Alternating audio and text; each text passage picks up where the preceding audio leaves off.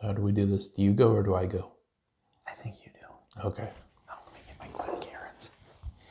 Hey everybody, welcome back to the Bourbon Note. I'm Greg. I'm Ben. Today, we're drinking bourbon. Are we really doing that like that? Yeah. As I'm just bringing in the... Okay. Yeah.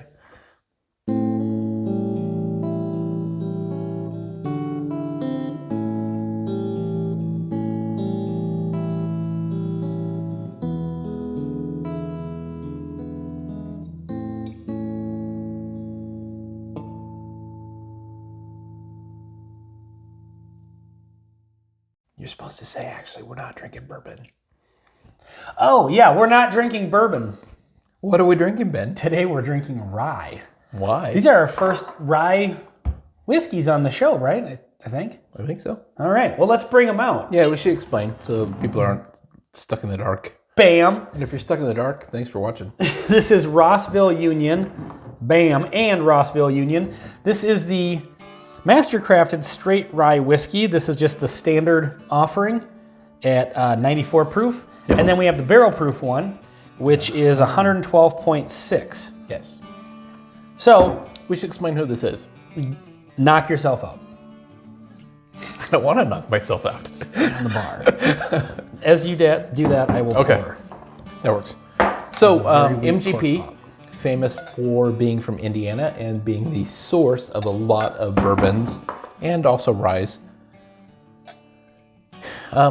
And I think at some point in time, somebody there at MGP said, you know, we should actually sell our own juice instead of just selling it to everybody else. Sure. And let them put their brand on it. So they have two brands that are their in-house brands. The cork stuck to the inside. Yeah, it'll be okay. Tastes like cork. And it's plastic, so you're okay. Nope, nope, nope, nope, nope. Other glass. Oh, whoops. I was looking in there so much as... that would have been a disaster. That would have been a disaster. Here, I'll let you put as much of that as you want, because that's the barrel proof one. Okay. So, This is their in-house brand, and they have a name for this distillery called Ross Squibb, and it's George Remus is the bourbon, and then Rossville Union is the rye. okay, cool. So we're fans of MGP products. They Sure. are longtime bourbon distillers and absolutely great bourbon. Yeah. But we're less experienced with ryes. We're And we kind of thought- rye novices. Yeah, I would say. So, this is going to be a different... I mean, we both had... We've had the occasional, but Yeah, but we're not well-versed.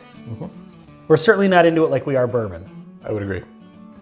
So we thought, well, let's find a good rye, do a couple of different expressions of it, and see what we think. This is a very... Rye forward. Yeah. Whew. That's definitely different than a lot of the ryes that I've had. I don't know the mash bills. I don't even know if they say. Obviously, the difference between a rye whiskey and a high rye bourbon is rye whiskeys have to have 51% rye, and then probably less or no corn, a little bit of malted barley. This one seems like it's Very high rye. very high. Yeah. Could be. And rye is a hard spice for me to identify. I mean, well, it's easy to identify. It's hard for me to describe. Yeah, you can pick it out. Like, okay, that's Yeah. the rye, like in a high rye bourbon. But yeah, it is kind of hard to describe. It has it's unique.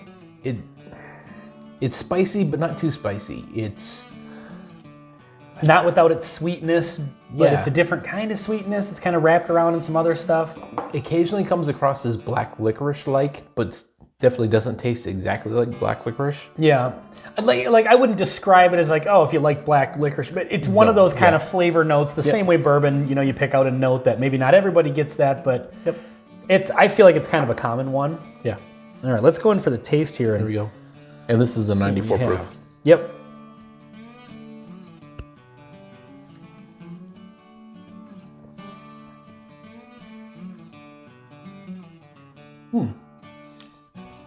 I'm getting really nice balance. Like, it's 94 proof.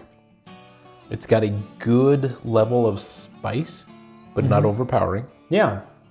It's got a nice grainy note, which I think is the rye, with a bit of spice to it, a little bit of grassy, kind of wet grass. Yeah, it does have a little bit of that, which I'm not always the biggest fan of. Yeah. I actually really like this. It's constrained. Like, it's not or it's restrained. It's not just like all kinds of crazy flavors. It's really well balanced. It has a nice edge to it. Like that 94 proof really comes through stronger, I think, than, you know, a lot of 94 proof whiskeys can. So it definitely kind of, I feel like it punches above its weight class a little bit, which I always like when a whiskey does that. Sure. A lot of times with ryes, I'll get like a kind of a clove, allspice. I'm not getting a lot of that with this one though. I'm not really either. There's almost a bit of a medicinal, like a light medicinal quality to it that I get with that, just that really strong rye. Not overpowering, but now that I've had several sips, it's really dry on the finish. And I would almost assume that's a higher alcohol proof point. yeah, It's got a really nice finish though, nice flavors. dries your tongue out. Exactly. Yeah, And maybe that's kind of a medicinal quality I'm getting. It almost has a numbing effect. Yeah. A little bit. I was getting sort of a cough droppy vibe, and maybe that's just kind of what that is. without the flavor of it. Yeah, but there was something about it that was bringing me to that. And maybe it's less about the flavor and more about just that mouthfeel, because I do kind of have the numb tongue a little bit. Which makes me wonder, at 112.6 What is it? proof, What's that gonna should we be? give that a try? Let's give it a go. So this, I'm assuming, is the same whiskey, just As far as barrel we know. proof. Yeah. Okay.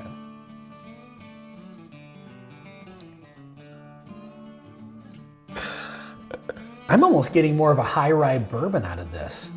I'm getting Like in the sense that I'm getting the sweetness of a, more sweetness than on this. And to be honest, I've had a sweet flavor profile from certain ryes as well, which seems weird, but certain ryes are really sweet. Even though you would expect them to be missing the corn, but Well, they still have that barrel sweetness, yep, you know, because you get some of those vanillas and Vanillas caramels out and- of the barrel. yep. Oak is so awesome. I'm gonna try it.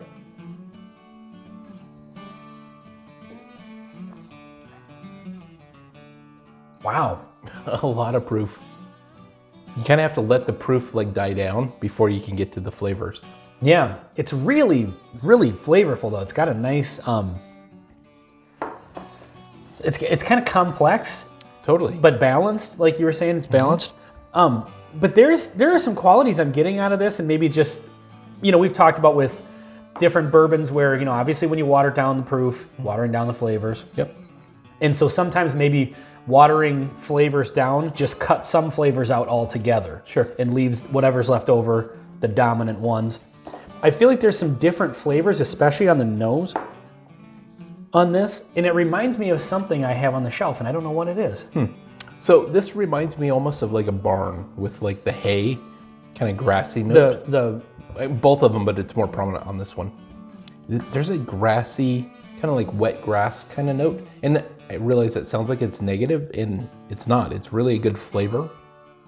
But because of the high proof point, it kind of hangs around, and it's a nice experience. It's actually really good. On the nose, I think I know what it is. It has kind of a, there's almost a kind of a rich, darker chocolate note that I'm getting with the sweetness in the barrel. And it's reminding me a bit of that kind of chocolatey flavor off of that Dexter, which has nothing really in common with this. Yeah, nothing. Like, yeah, totally different But- style. And that's just based on the last time I had that. But there's some sort of like a dark, deep richness there that I'm just associating with that one. Also had that kind of dark, deep richness to it. But on the palate, it's definitely a noticeably a rye. Do know? you like oatmeal? I'm almost getting like an oatmeal kind of like note. I tend to bury oatmeal in sugar and cinnamon. Or brown sugar. Yeah. Yeah. But almost like an oatmeal cookie kind of note.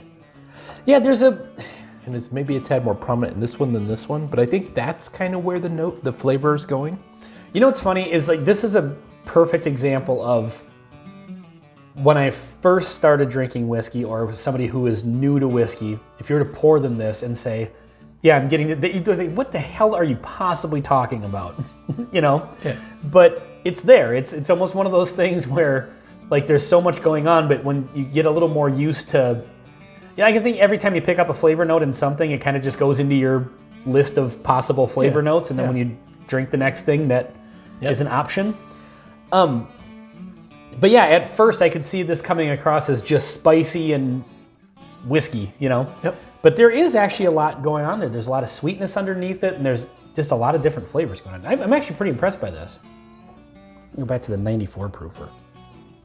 Yeah, I'm curious if I get that oatmeal cookie now that I've kind of identified that. This is, by the way, my absolute favorite thing about bourbon/whiskey. Yeah. Is take your time, go slow, and really dig into what are you getting out of this. And either write it up as a review, do a YouTube channel. For sure. Sit in the dark and, you know, just have fun. When I first got into it, I would do like pour myself flights and then just taste different ones and just write down. And then by the end of the flight, they'd all have the exact same thing, you know, they didn't really, you know, it's like I said, it's just a matter of but eventually you figuring learn that out what it reminds you of. There was the first time you found burnt marshmallow, and now you occasionally see burnt marshmallow and when as a it's flavor. there, you recognize it a little more. And there's no right or wrong answer. No, there's no. It's you. It's what you like. Yeah. There's no that this definitely has this, and if you don't find this, you're tasting it wrong. You know. Yeah, exactly. Well, we've mentioned in other videos that we should do a rye flight sometime. We just did. Well, this is a rye comparison, but because you've got a few on the shelf. Sometimes I've got there's very short flights. One or two, yeah. This is like a little puddle jumper, you know. This is like here to Duluth, you know. Little 8-seater plane. Hilarious. Yeah, the nose on a rye is grassy. Whiskey is, yeah, it's definitely a different experience. But like I said, on this cast strength one, there's some stuff in there that almost reminds me of that bourbon-y sweetness. I agree. Like, now that I've had them several times, the nose is quite distinct from bourbon. I think the flavor is a little bit closer to bourbon, but still missing that true, the corn sweetness. Yeah. But see, on this one, I'm getting some of those things that remind me a little bit of bourbon on the nose, actually. Which obviously is all attributed to the barrel. Not necessarily. Well, because there's nothing in here that's... We don't know. Well, there might be a bit of corn, I guess, but you know, you're definitely missing that. So like, I think a lot of those flavor nuances, like they say that with a bourbon, like 75% of the flavor comes from the barrel. Who says that? They.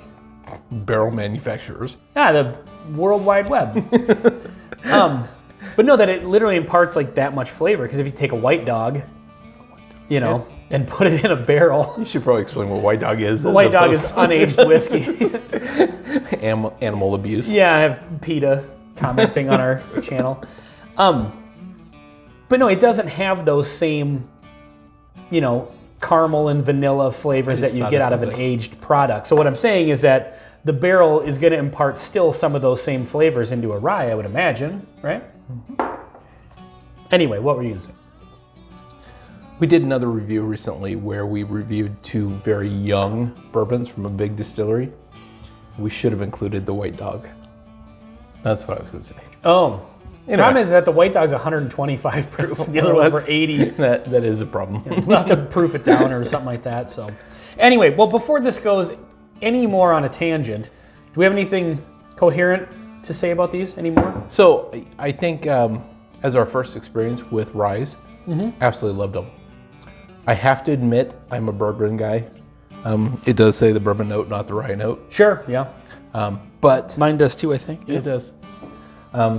Absolutely loved it. And I think we're going to do a larger rye flight. Yeah, because like I said, we've both had some, but we're just not enthusiasts the way we are with No, so these are MGP's version of a rye.